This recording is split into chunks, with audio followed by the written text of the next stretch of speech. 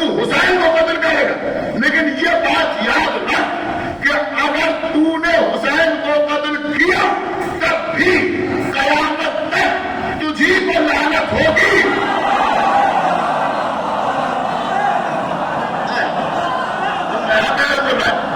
تب بھی قیامت تک تجھی کو لعنت ہوگی، اور اگر حسین نے تجھے قتل کر دیا تب بھی قیامت تک تجھی کو لعنت۔ تو بھیا آج جو لوگ کے سامنے آ رہے ہیں ان کی سمجھ میں نہیں آ رہا ہے کہ جب یزید کا باپ یزید کو لعنت سے نہیں بچا پا رہا ہے، ایک سارا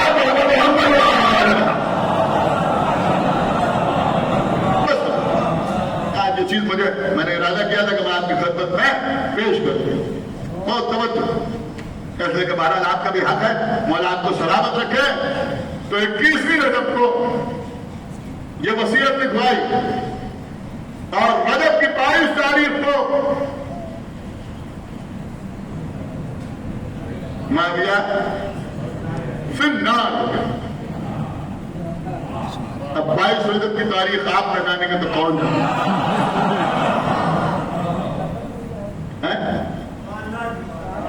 شاید ہی کوئی شیعہ ایسا ہو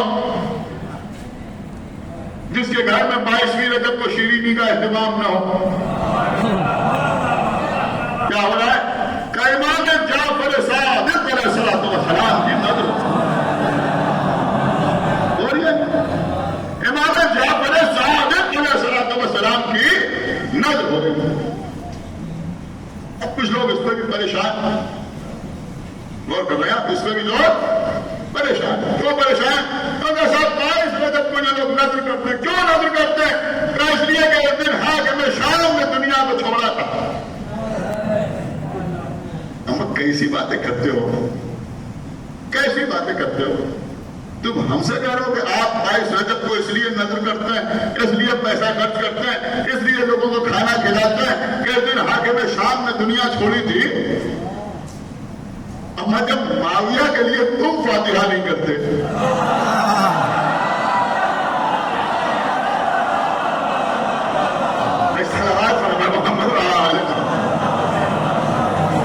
آپ نے غور فرماتے ہیں نہیں غور فرماتے ہیں، سلامات پڑھے کوئی دنیا سے چلا گیا، اس کی اولاد ہی اس کے لیے سارے ثواب نہیں کرنی ہے تو محلے والے کیا کریں گے؟ جاننے والے کیا کریں گے؟ کبھی آپ نے سنا کہ حاکم شام کے لیے کوئی پروگرام ہو رہا کہ بھائی آج دسترخوان کا اہتمام ان کے یہاں سبھی لگائی جا رہی ہے، شربت پلایا جا رہا ہے؟ کیوں؟ بہت بڑھیا کہ ان کا فاتحہ ہو رہا ہے۔ ارے بھیا یہ قوم مولا علی کے نام پر خرچ کرتی ہے، بی بی زہرا کے نام پر خرچ کرتی ہے، امام حسن کے نام پر خرچ کرتی ہے، امام حسین کے نام پر خرچ کرتی ہے۔ آپ غور کر رہے ہیں، ہم ان کے نام پر تھوڑے خرچ کرتے ہیں۔ اگر خرچ دیکھنا ہے تو آپ ایسا نہیں ہے کہ ہم انہیں یاد نہیں کرتے، لیکن ان کے لیے دوسرے طریقے ہمارے پاس ہیں۔ ایک صلوات پڑھے محمد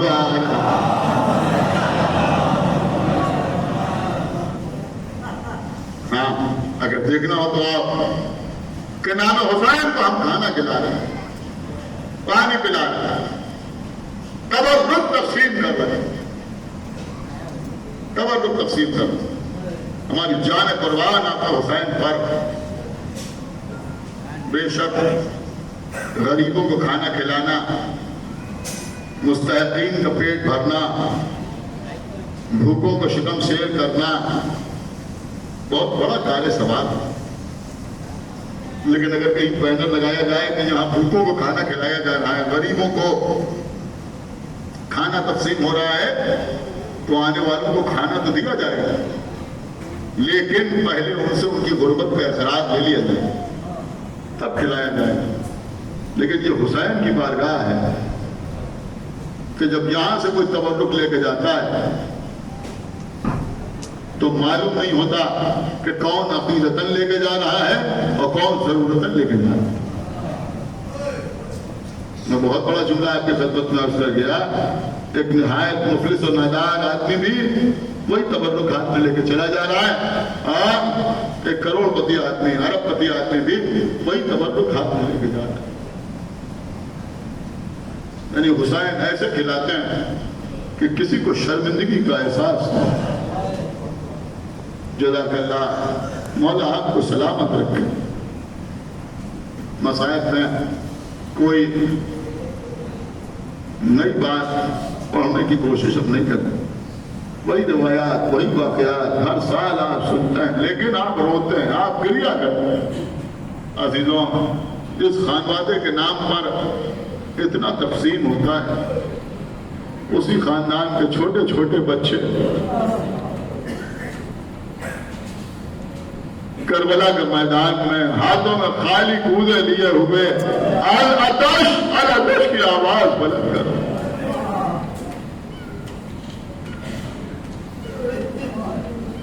یاد کیجئے وہ منظر کہ جب قید خانہ شام میں امام زین العابدین کہہ رہے ہیں پھوپھی اماں آج تک میں نے آپ کو بیٹھ کے نماز پڑھتے نہیں دیکھا،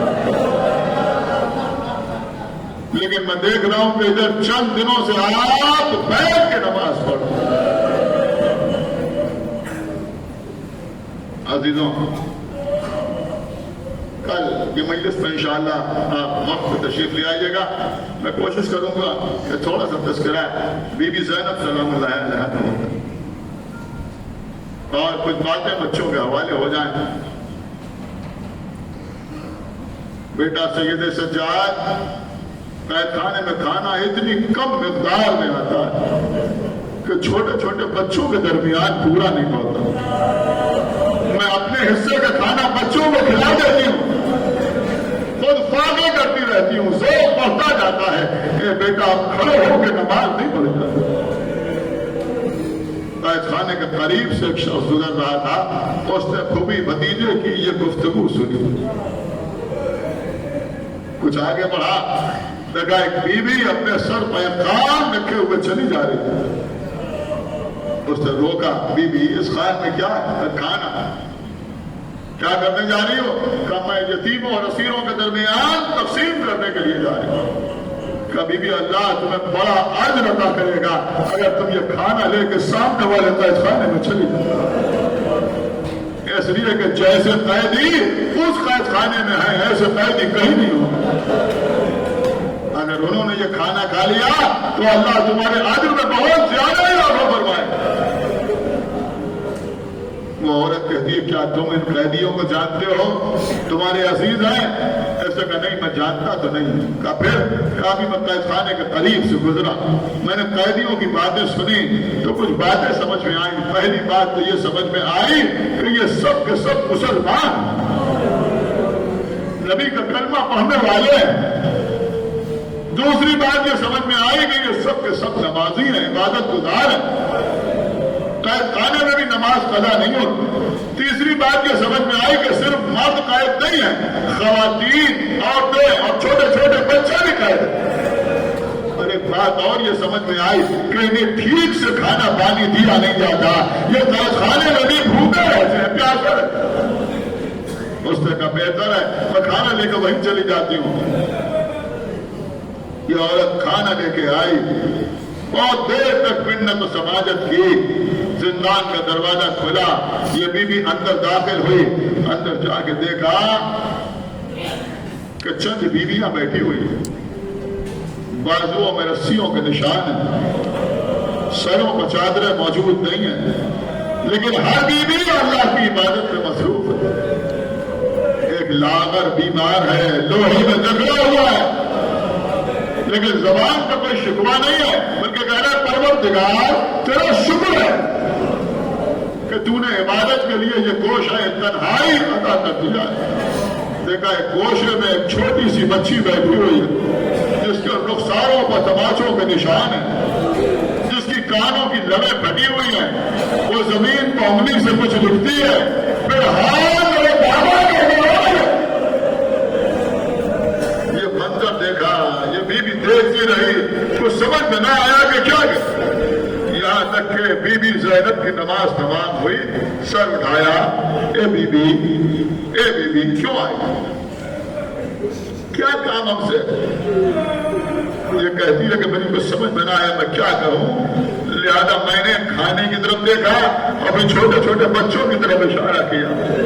بس عزیزوں، علی کی غیرت دار بیٹی چڑک گئی، آسمان کی طرف دیکھا، پروردگار اور ہم پر یہ بات پڑ گیا۔ یہ کہتی ہے بی بی آپ کو شاید کچھ غلط فہمی ہو گئی، اے بی بی یہ صدقہ نہیں ہے۔ کہا پھر کیا ہے؟ کبھی بھی یہ نذر ہے، نذر۔ کس بات کی نظر ہے؟ بی بی اگر آپ کے پاس وقت ہو تو میں آپ کو ایک چھوٹی سی داستان سناؤں۔ بسم اللہ۔ یہ کہتی ہے بی بی میں اپنے باپ کی اکلوتی اولاد تھی، میرے پیدا ہونے کے بعد میری ماں اس دنیا سے گزر گئی، میرے باپ نے تنہا مجھے پالا۔ جب میں 7-8 سال کی تھی تو بیمار ہو گئی،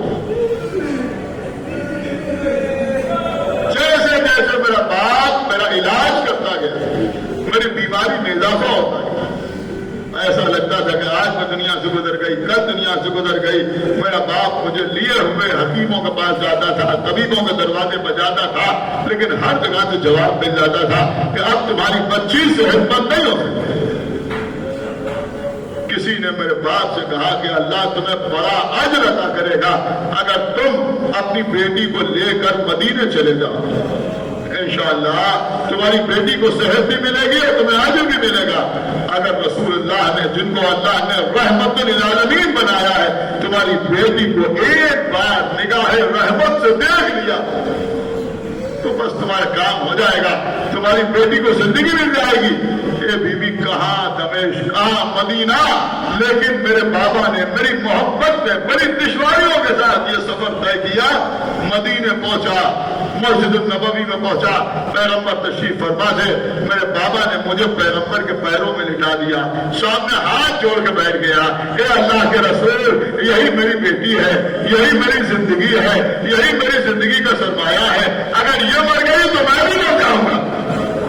اے اللہ کے رسول آپ دعا کر دیجئے اللہ میری بیٹی کو صحت عطا کر دے۔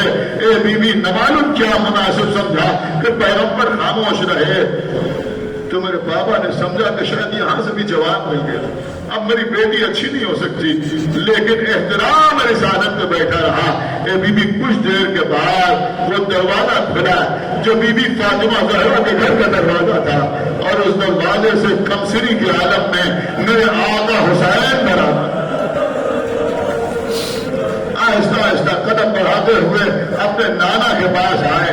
نبی نے کہا مرحبا میرے لال، آ میرے حسین۔ حسین قریب آئے، رسول نے لب و رخسار کو چھوما، اپنے زانوں کو بٹھایا، پھر بڑے پیار سے کہا بیٹا حسین میری بچی کی صحت کے لیے دعا کر، میری بچی کی صحت کے لیے دعا کر۔ اے بی بی حسین نے جیسے ہی نانا نے کہا، حسین نے اپنے ننھے ننھے ہاتھوں کو اٹھایا کہ پروردگار تجھے میرے نانا کی رسالت کا واسطہ، تجھے میرے بابا کی امامت و ولایت کا واسطہ، تجھے میرے بھیا حسن کی سیادت کا واسطہ، تجھے میری اماں کی عصمت کا واسطہ، اور آخر میں فرمایا پروردگار تجھے میری شہادت کا واسطہ، بچی کو صحت عطا کر دے۔ بس بی بی میں کھڑی ہو گئی، ایسا لگا جیسے میں کبھی مریضہ ہی نہیں تھی، میں بیمار ہی نہیں تھی۔ میں نے جھک کے حسین کو سلام کیا، میں وہاں سے واپس آنے لگی، میرے باپ نے آقا حسین کو دیکھا کہ اللہ آپ کو، آپ کے گھر کو ہمیشہ آباد رکھے، خوش رکھے۔ بی بی میں نے دیکھا کہ جب میرا باپ کے دعا دے رہا تھا تو رسول کی آنکھوں سے آنسو بہے۔ اے بی بی آج تک میری سمجھ میں نہ آیا کہ رسول اس وقت کیوں رو رہے تھے۔ اے بی بی میں گھر آئی، اس کے بعد سے جب سے میں نے ہوش سنبھالا تو میں نے یہ سمجھا کہ یہ زندگی حسین